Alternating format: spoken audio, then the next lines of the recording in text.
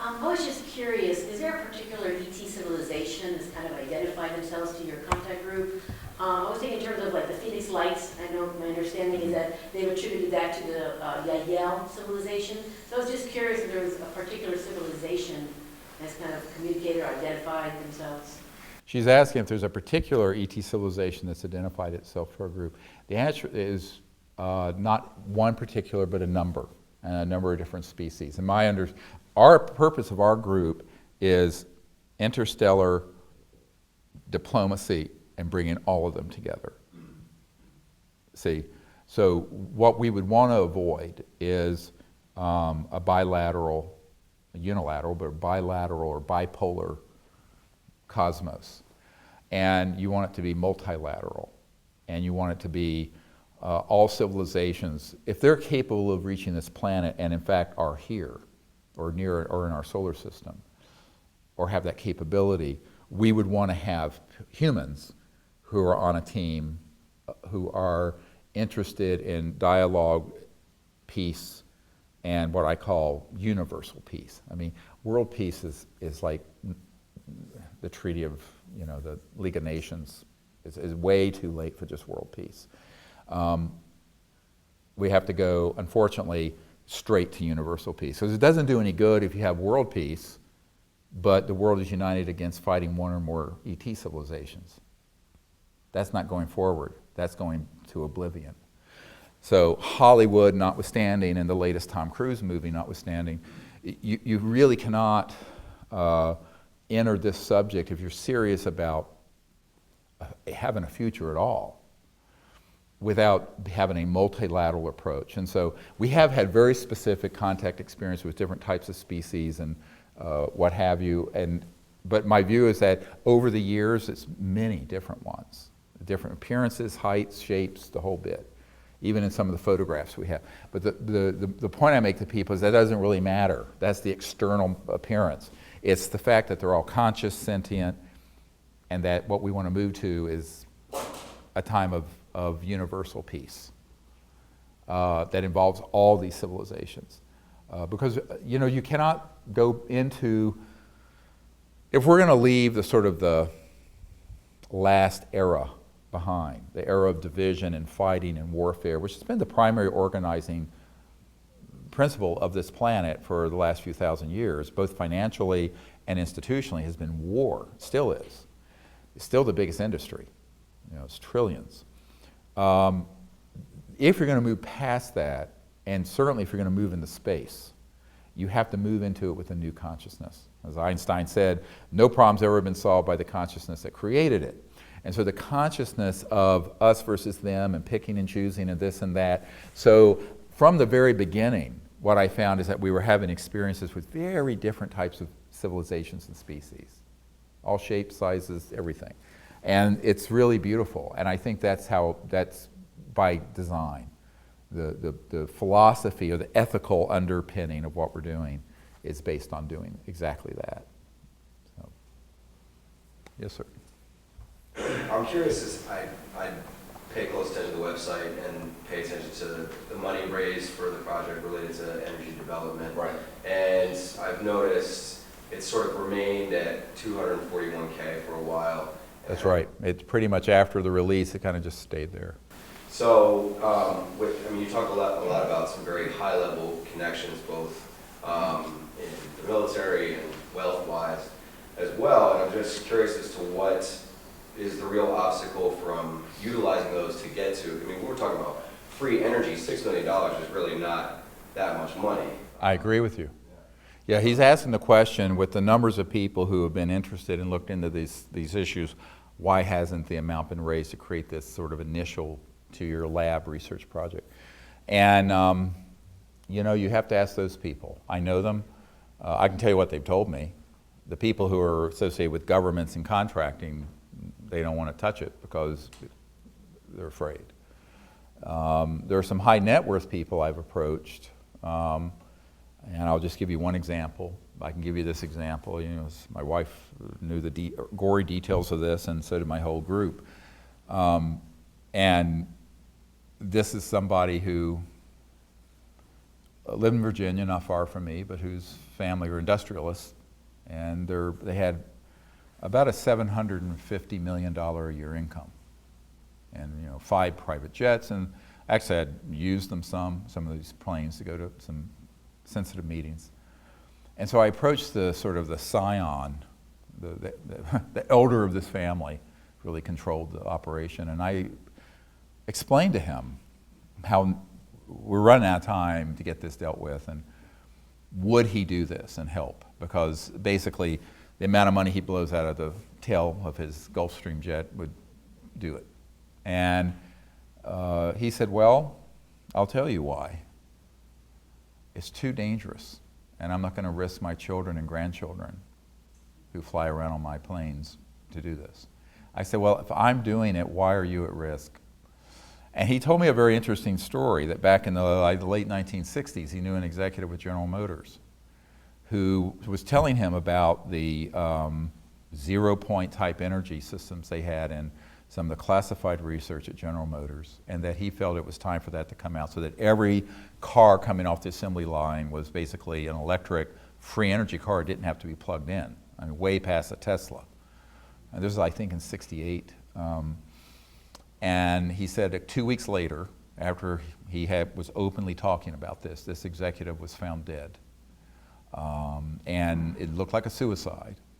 But this industrialist that I knew very well told me that everyone knew it was not a suicide. And so I found that, the fear is the mind killer. So, there are a lot of people who know about this, but they don't want to stick their necks out. The public, by and large, just wants to be entertained by it. I would say that if, you can launch an app of, kitty cats playing pianos and probably pull in $10 million in a month or something. What is it, Candy Crush, or some of these idiotic apps and video games. But I have not found that the public is always, no offense, doing what you're doing.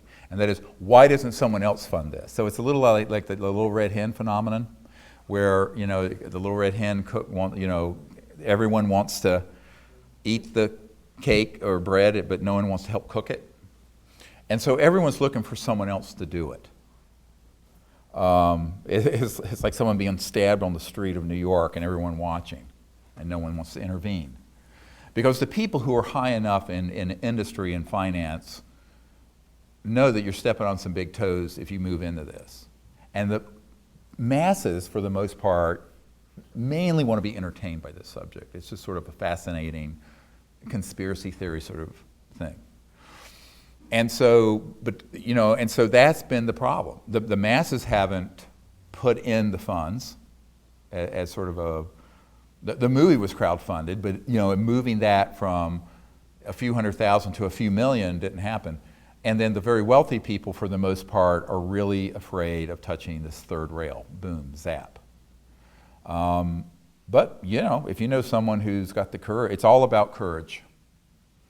And whether it's going out and making contact, or having the courage to explore your own capabilities and consciousness, or doing this, it's all about the courage we manifest. And a lot of times you find that people who are quite wealthy and comfortable do not want to step into something where they could be greatly in harm's way.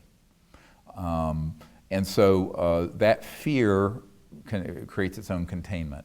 Now, my own view of it is that I think it's an unfounded fear. I'm not saying there's zero risk. I just think that it's mostly psychological at this point. Besides, I tell people I'm the canary in the mine shaft. So as long as I'm still twittering away, you shouldn't have too much to worry about. But, there have been a number of people, a few dozen, when I say a few dozen people who have net worths north of hundreds of millions to billions that I've met with, but they do not want to step into this. And what would be easier is to find probably 10 or 12 people of more moderate worth who would each put in 500,000 or something. But that hasn't happened either. So we'll see. All I say is that, when there's a critical mass of awareness and I keep doing everything I can as a single individual, then it'll happen. And if not, then it won't happen, and we'll get the consequences of that. And then it'll happen in the aftermath. At the phoenix, I call it the phoenix, picking all up from the ashes. So it's not there's no question in my mind it will happen at some point, but will it be soon enough? And can we avoid a lot of huge problems? I mean, imagine if we had not needed Mideast oil 50, 60, 70 years ago, where we would not have had the hegemony and the presence in the Middle East that have led to the mess we're in now. Never mind the biosphere being damaged and the pollution and cancer rates skyrocketing. But, you know, again, there was a fear of taking on the macroeconomic status quo. And the macroeconomic status quo, I mean, it's like when the Minister of Defense of Canada, Paul Hellyer, and I were talking about this. I was at his home, and he says that he was a macroeconomic person to start with, and he said, basically, that's the big problem, is that this is not something that's just like creating another computer system, or it's bringing out a whole paradigm of science technology that would change the entire petrodollar system and the whole macroeconomic order, and with it, the commodities markets and hundreds of trillions of dollars of wealth that somebody owns that's sitting in the ground in the form of uranium and oil and coal and what have you, plus all the generating capacity that goes with it.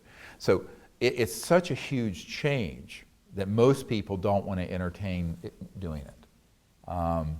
And I've talked to people at Goldman Sachs about this, and they said, oh yeah, you're talking about basically wiping out $600 trillion in assets. So, trillion.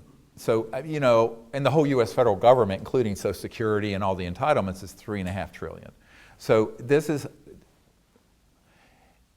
the longer we put it off, the more the world is dependent on the old paradigm and the more it cannibalizes and destroys itself. However, and it becomes more and more difficult to do it. So it's kind of like putting off repairing a leak in your roof of your house. You can put it off, and eventually the damn thing's going to cave in on your head. But all I can do, I don't have the resources to do it, and is articulate what could be done, hope there's some people who gather around the vision, and we get it done in enough time. You have to understand, when I started this I guess I was in my mid-30s in 1990 when I started all this, and I thought, well, if I put the information together and provided it on a silver platter tied up in a bow to the right people, they do the right thing. Wrong. So I got disabused of that notion very quickly. But, so ultimately that's why we then said, well, disclosure of this information, the contact effort, I never viewed the government doing that initially. I always saw that as a citizen's diplomacy. But then also the technology, I realized, would have to be coming from we the people. So it's about organizing we the people. And so I tell everyone who's listening to this, share this information with the right people in your network, send them to our site, and through networking, maybe the right folks will line up who have the courage to step forward and make it a reality. Or somebody with one of these technologies who has one that's already operational will step forward and be willing to do something strategically sane. Because the strategically insane thing to do is to do what Stan Meyer did and Rossi is doing and almost every other inventor I know had done, which resulted in a catastrophe. So all I can do is encourage, but I do think, it's all networking. It's like networking it out there. The way that we've reached the people we've reached is through networking. So that's really a key thing to do.